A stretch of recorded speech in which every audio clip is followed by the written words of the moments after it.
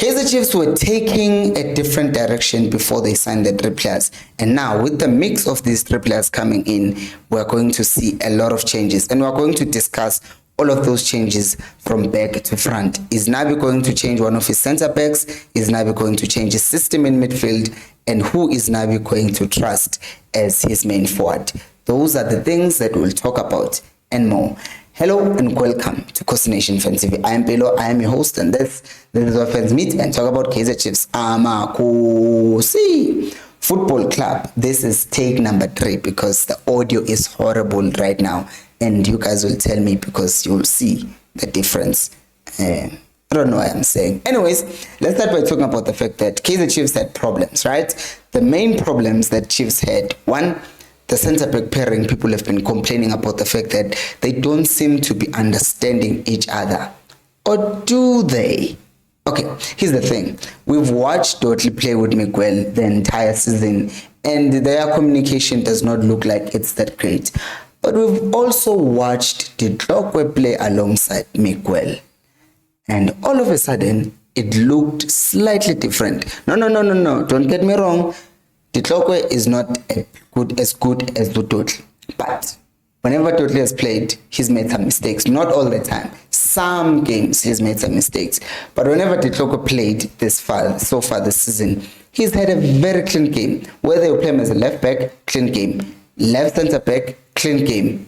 So now it's like, okay, what is Nabi going to do? Is he going to bench you totally, or is he going to also look at Inacio and say, you've been making some mistakes, mate. People have been complaining about you, mate. So the coach has a decision to make. Are you going to bench one of your centre backs, or are you going to shift to a system that's going to have a back three? Because we did see that already this season against Stellenbosch. The coach started with all of those 3 guys, and then it did not work. Now the question is he going to revisit it? Because right now the situation the Chiefs find themselves in is the fact that they don't want to bench Ukros because he's also performing relatively okay. So now you're not going to bench him and play Ditlokwe as a left back who's not going to give you really much going further up front. So there are problems there. That's just an issue. But the second issue that the coach also has now is the fact that in his right back situation, there is Solomons who's always getting injured. There is Uplom, who now really has an option to just play as a right back, because at centre mid, now you have Thabo Cele coming in, you have Matlo raising his hand, you have also Umthetho and Omar being the ones that have been trusted more as the 6s. Although I think they'll be eating ice because Thabo Cele, basically, we'll talk about him later on. But Uplom, his position looks like it's going to be right back for now, because in midfield it looks too packed. And the other thing is, Uplom, with his injuries that he's now having these days, it seems like it's going to be difficult for Chiefs to fit him more regularly as a 6, because you go up, you go down, you go left, you go right, and that's demanding. And if you have injuries, then you basically make them worse, and then you might end up being out for a long time. And we do not want that, especially since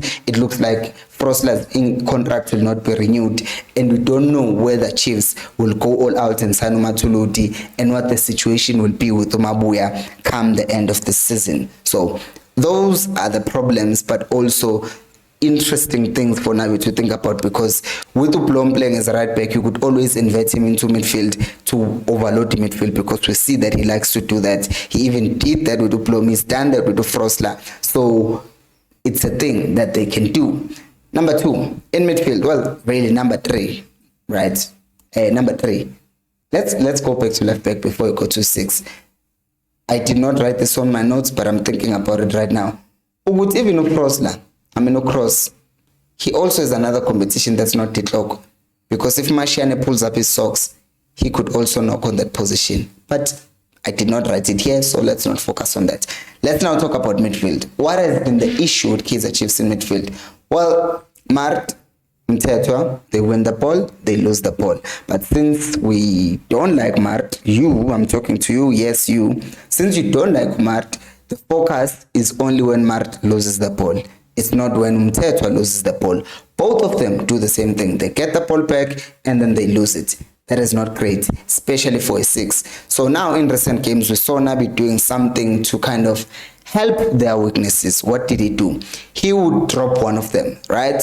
Against the Kukune, he dropped Umart and played Umatlo alongside who's this? He played Umatlo Nozwane alongside Umthetho. Sometimes it would be Zwane next to Umthetho, sometimes it would be Umatlo, depending on what kind of rotation they are going for at that given moment. So in doing that, they are allowing the other pivot, which is Umatlo or Usamgelo, to help in building up, and that kind of makes Umthetho free from the pressure of receiving the ball with his back to the opponent, because he's now just receiving the ball like this and is able to beat the pressure. We saw Zwane do this. He did it much better than what we've seen at Kaizer Chiefs. That is why I still maintain that Usamgelo Zwane is a 6. He's a 6, he's not a 10, because he's very good at receiving the ball under pressure. And 10, because if he's being pressed and he's press resistant, he tends, all of a sudden we've beaten the first line of pressure, which is the first forwards are pressing, and then the second line of pressure, which is the midfielders, which are going to be pushing up on them. And now we're facing the defense, and with the space that generally gets created if teams are pressing us high, and with the pace that we have, then teams get in trouble. So that's just a thing. We saw this against the Kukune. The chances that we're getting in behind is because we're very good at beating the press because of the players that we're playing on that day. Now, once again, the following game against Free Agents, same thing, except that we dropped Umthetho this time around, and we played played Umatlo alongside him, and played Ngobo as a 10. Once again, we saw the ball being progressed much easier through the lines of pressure.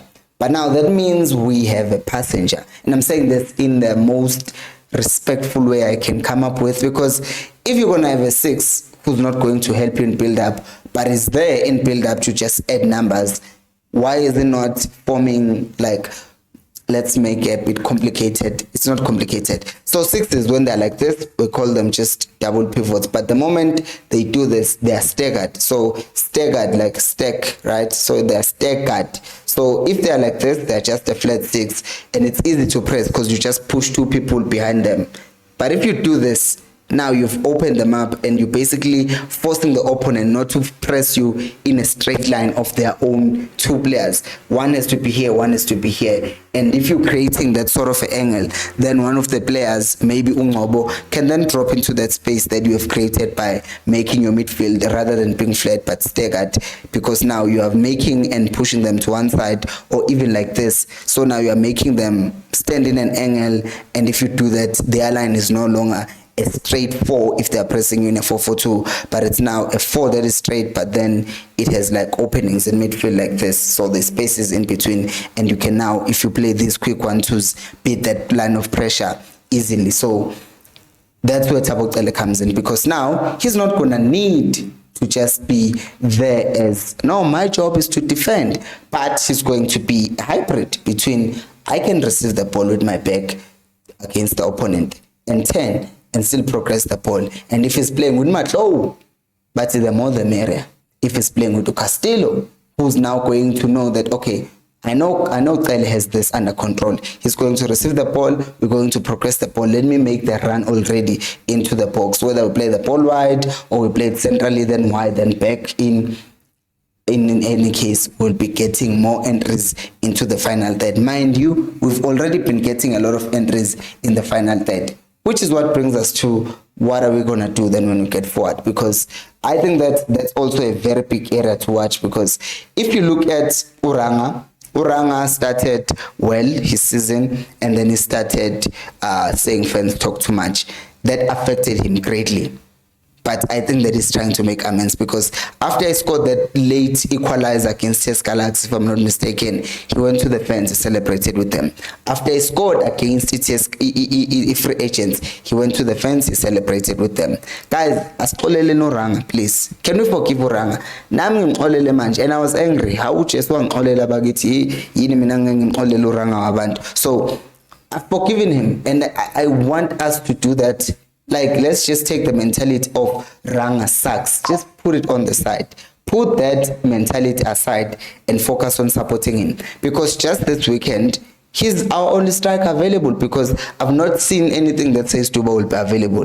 If he is available, I would be very happy. But as it stands, it looks like he's the only striker available, because Tashik Morris is still suspended. So Ranga is going to be trying to prove himself, but Morris is also going to be trying to prove himself, because fans have already said a lot of negative things about him, including me.